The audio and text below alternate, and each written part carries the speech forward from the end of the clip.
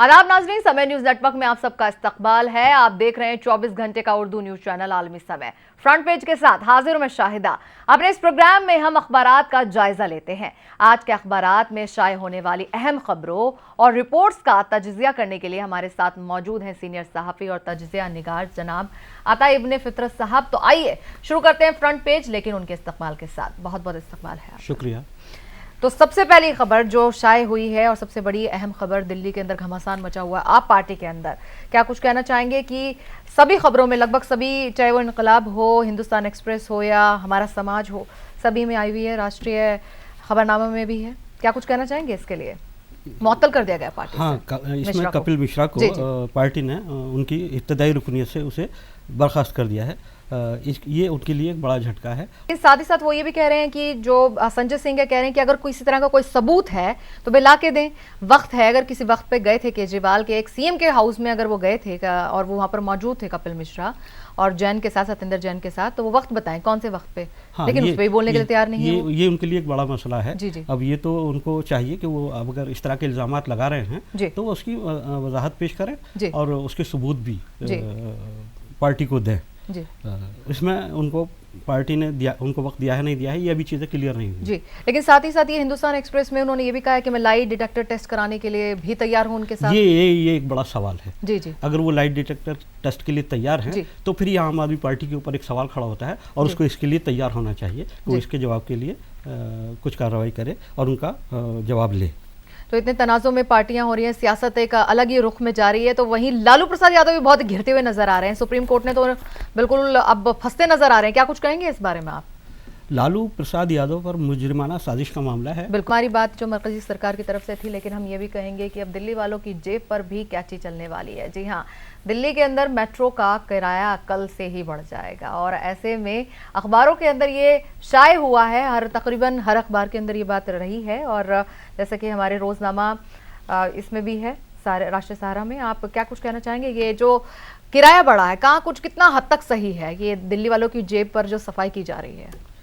इस वक्त मुल्क में जिस तरह से मामला सामने आ रहे हैं। तो आज के हमारे फ्रंट पेज में बस इतना ही। कल फिर होंगे हाजिर अखबारात की शाये खबरों के साथ, लेकिन आप बने रहिए आलमी समय के साथ। आदाब नाज़रीन, समय न्यूज नेटवर्क में आप सबका इस्तकबाल है। आप देख रहे हैं 24 घंटे का उर्दू न्यूज चैनल आलमी समय। फ्रंट पेज के साथ हाजिर हूं मैं शाहिदा। अपने इस प्रोग्राम में हम अखबारात का जायजा लेते हैं। आज के अखबारात में शाये होने वाली अहम खबरों और रिपोर्ट्स का तजज़िया करने के लिए हमारे साथ मौजूद हैं सीनियर सहाफ़ी और तजज़िया निगार शबाब अनवर साहब। तो आइए हम फ्रंट पेज शुरू करते हैं, लेकिन उनके इस्तकबाल के साथ। बहुत बहुत खैर मकदम है आपका स्टूडियो में। सबसे पहले जनाब हम यही जानना चाहेंगे, जो बहुत बड़ी खबर आज रोजनामा राष्ट्रीय सहारा ने लिए अपने फ्रंट पेज पे, वो यही कि 11 मुजरिमों को जो उम्र कैद है उनकी सज़ा बरकरार रखी गई है। जो केस बहुत ही उस वक्त का जाना माना केस है, तो आप क्या कुछ कहना चाहेंगे? या बिल्कुल, और हम अपने नाज़रीन को बता दें और उन्हें मालूम भी होगा कि ये 2002 का अगर बात की जाए। बिल्कुल, अगर इसी से जुड़ा हुआ एक और हम देखें दूसरी खबर को, तो बहुत ही सही उम्दा किस्म की खबर है और हर औरत के लिए बहुत ही ज़रूरी है कि अपने इंसाफ के लिए वो लड़े। और लड़ने के बाद देखिए जिस तरह से बिल्किस बानो को इंसाफ मिला, इन्हें भी ज़रूर इंसाफ मिलता, लेकिन बशर्ते जिंदा होती। जी हाँ, बात करें हम निर्भया कांड की, और निर्भया जो ये केस रहा उसके अंदर आज बहुत अहम सुनवाई होने वाली है। जनाब आपसे पूछना चाहेंगे, आपको क्या लगता है कि जिस तरह से हमारे पास जो खबर आई है कि आज अहम सुनवाई है, सुप्रीम कोर्ट में इन्होंने अर्जी दाखिल की थी, क्योंकि बाकी जगह से तो इन्हें जो फांसी का जो इनका फैसला था वो मुकर्रर ही रखा गया है वो, लेकिन सुप्रीम कोर्ट से आपको क्या लगता है कि क्या कुछ रहेगा? देखिए, इधर हाल के दिनों में आपने सुना होगा कि कुछ चर्चा चली है कि अब फांसी की सजा पर ज़्यादा से ज़्यादा रोक लगाई जाए। जी जी जी। लेकिन इस मामले में चूंकि हाईकोर्ट आपने, लेकिन अगर अब हम तीसरी खबर की बात करें तो वहीं पर ईवीएम को लेकर भी बहुत ही जो गड़बड़ी का जो ये मसला चल रहा है, इन दिनों बहुत गरमाया हुआ है सियासत में, क्या कुछ कहना चाहेंगे? फ्रंट पेज पे एक छोटी सी खबर दी है लेकिन बहुत मुख्तसर सी है, आप क्या कुछ कहना चाहेंगे? खबर मुख्तसर सी है, लेकिन अगर हिंदुस्तानी तनाजुर में, मुल्क के तनाजुर में देखा जाए और हालिया इंतखाबात के तनाजुर में देखा जाए तो एक बहुत बड़ी खबर है। क्योंकि सीधे तौर पर इलेक्शन कमीशन को भी चैलेंज किया गया है कि इलेक्शन कमीशन ने हालिया इंतखाबात हुए और उसमें एक जगह जिस तरह से पर्ची निकली थी गलत तरीके से। फिलहाल बात करेंगे उस सफाई अभियान की जो मोदी जी के लिए बहुत बहुत जरूरी है। उन्होंने अपनी अक्सरियत में आते ही जो मुहिम छेड़ी थी वो सफाई की छेड़ी थी। यहाँ पर जनाब खबर दी गई है,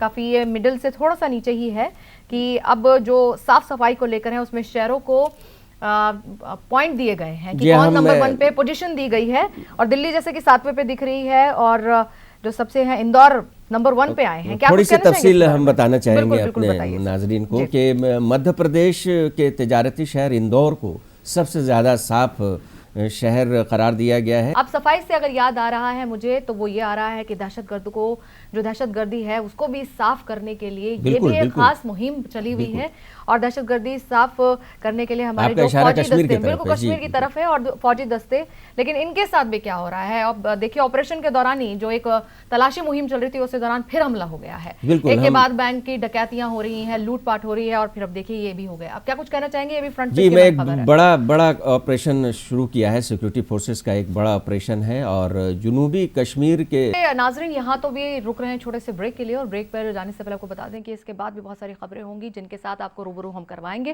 फ्रंट पेज में रुक रहे हैं छोटे से ब्रेक के लिए, फौरन हाजिर होते हैं।